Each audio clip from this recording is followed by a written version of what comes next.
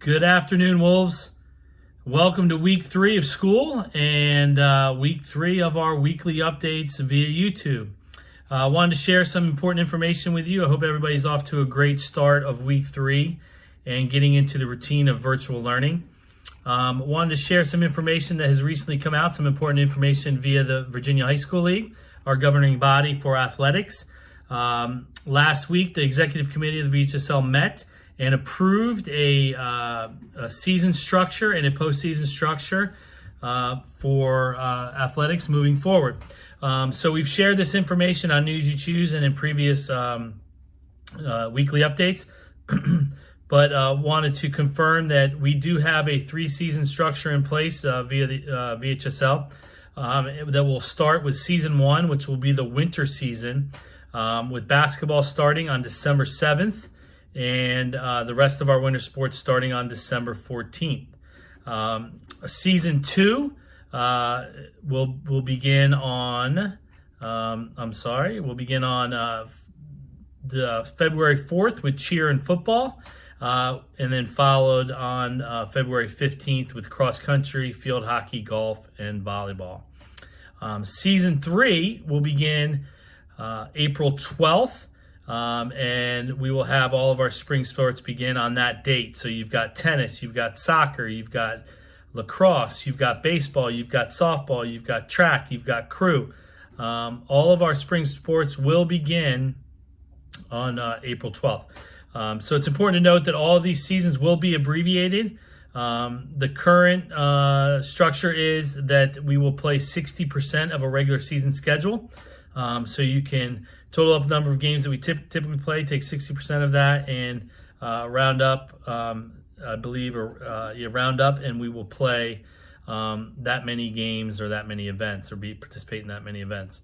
So those will all be again, hopefully in December, but obviously will be, will depend upon where the status of things with COVID and Fairfax County Public Schools approval of all of this as well. So we're pretty excited about that. It gives us some direction and some ability to begin scheduling and working out details for our sports seasons. Also, as a reminder, we have begun return to play green days, so out-of-season workouts.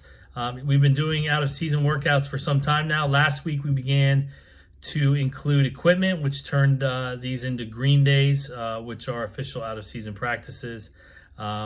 And some teams have begun those. It's important to note that none of this is required by student athletes or by coaches. So not all of our teams are conducting out-of-season workouts.